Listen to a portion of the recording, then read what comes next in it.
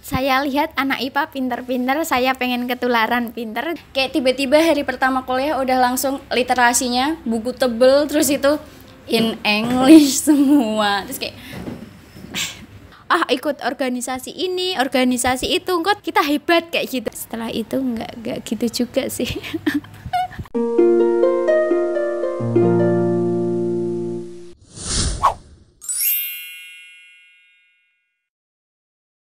Halo guys, jangan lupa like, comment, share, dan subscribe.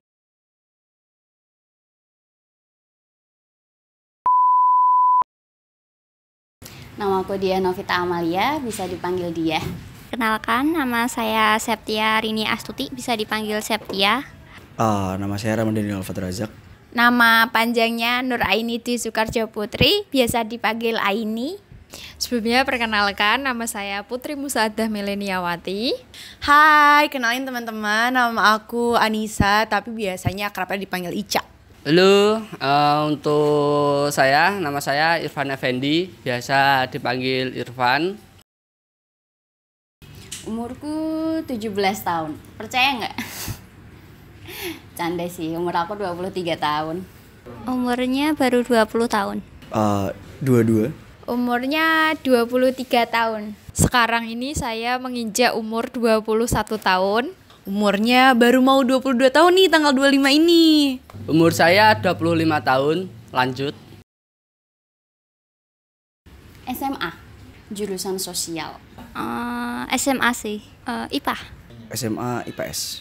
Saya lulusan MAN, jurusan IPA. Saya dulu lulusan MA, Madrasah Aliyah. IPA. SMA, IPS dong. Aku dulu itu lulusan SMK. Dulu itu aku ambil jurusan akuntansi. Soalnya aku cukup sadar diri nih ya. Otak aku tuh cetek banget kalau suruh mikir rumus dan angka-angka. Jadi aku sadar aku memilih sosial. Karena IPA itu kan dari orang tua sendiri kan bisa semua jurusan, dan ya udah milih IPA aja gitu. Nggak ada motivasi yang lain gitu. Karena emang cocok aja sih mas, maksudnya nggak kuat di IPA aja. Karena saya lihat anak IPA pinter-pinter, saya pengen ketularan pinter, jadi masuk IPA. Saya tidak memilih IPA, cuma waktu tes saya masuk IPA, akhirnya saya masuk ke IPA. Nanti itu pilihan guru-guru saya. Soalnya pertama dari apa yang mau aku pelajarin ke depannya itu juga nggak ada hubungannya sama IPA sama sekali gitu, kayak biologi, kimia dan lain sebagainya. Terus kan waktu SMP juga belajar IPA IPS dan aku lebih enjoy IPS gitu. Untuk di SMK aku itu ada 2 jurusan, yaitu akuntansi sama penjualan. Terus ketika aku tes MOS itu aku masuk di akuntansi. Ya aslinya nggak pilih sih, cuma teman-temanku pada akuntansi, saya ikutan aja gitu. Kuliah dulu dong. Dulunya tuh milih kuliah sih. Dulu milih kuliah dulu.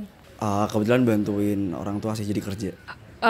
Dulu sempat kepikiran pengen kuliah, tapi udahlah pengen kerja aja. Akhirnya saya kerja keluar kota. Milih kuliah? Saya langsung kerja.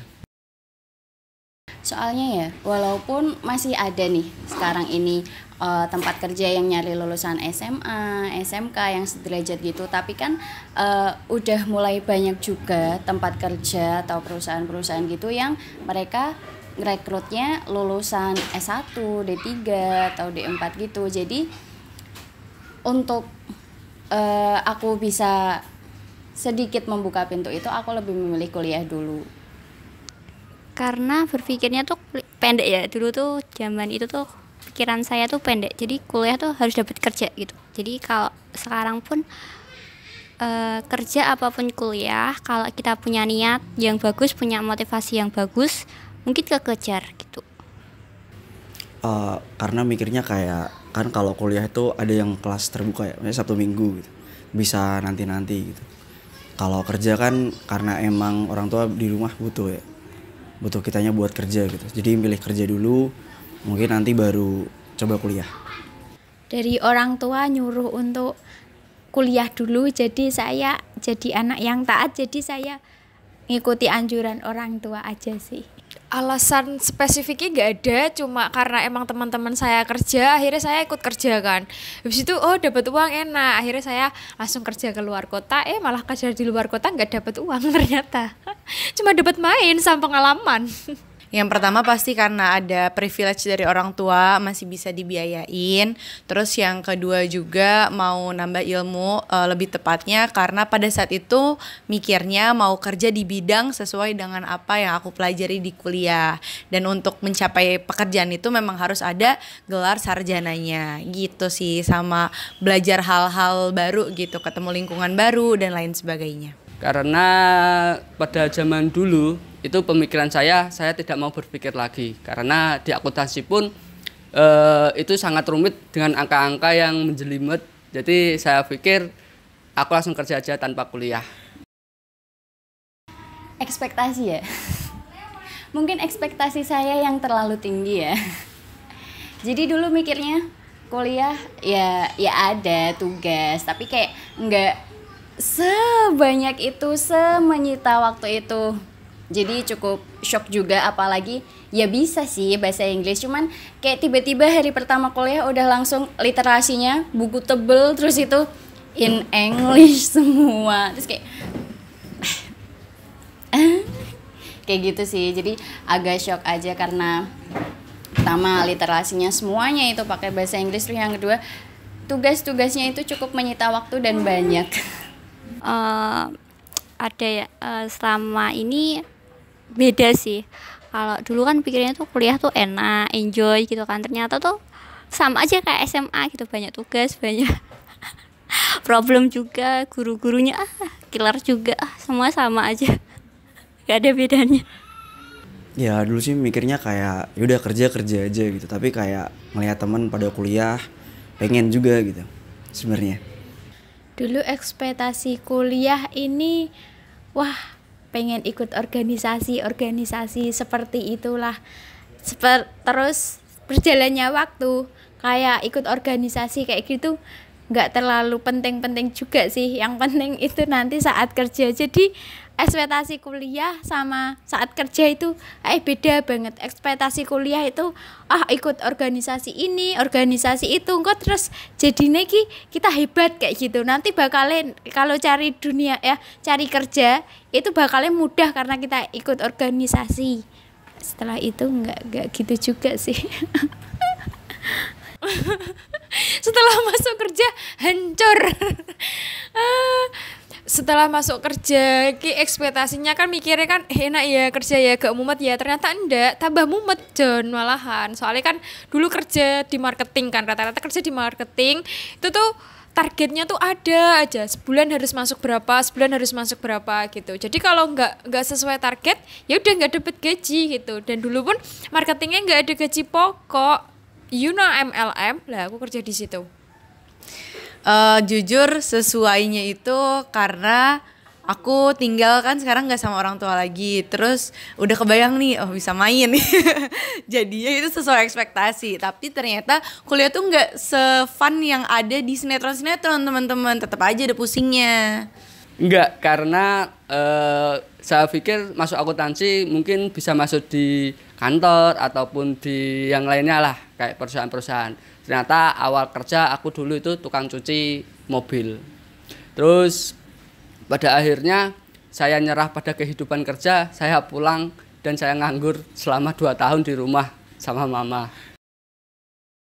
Bisa dapat kerja sesuai bidang yang aku pelajari di kuliah, terus bisa membantu diriku sendiri untuk tidak merepotkan orang tua. Gitu sih harapannya. Selain dapat kerja yang sesuai dengan keinginanku sama bahagian orang tua, udah gitu aja, nyari uang banyak udah gitu aja. Simple sih. Harapannya ya bisa bantu orang tua, bisa ngeringinin beban lah, kayak gitu kan Nes.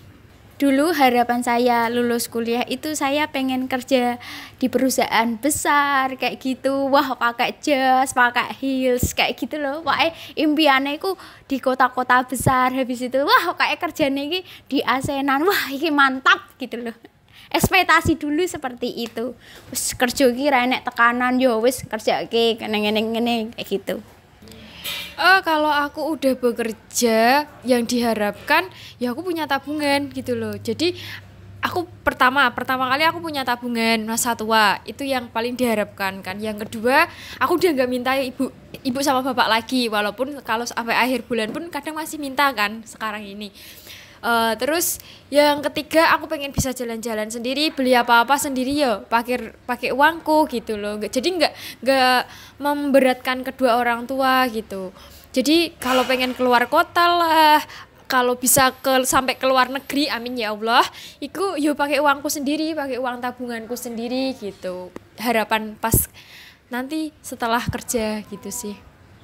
Setelah lulus kuliah, yang pastinya aku berharap ilmu yang aku punya, entah itu sesuai dengan mata kuliah aku yang aku pelajari atau ilmu-ilmu lain yang aku dapat selama kuliah itu bisa bermanfaat di masyarakat dan setidak-tidaknya bermanfaat untuk diri aku sendiri. Terus yang kedua, pastinya dengan ilmu yang aku punya, aku mau menghasilkan sesuatu yang bisa menghidupi diriku. Kalau saya sudah bekerja, ya salah satunya bahkan orang tua sih. Terus yang kedua itu bisa nabung, punya finansial sendiri.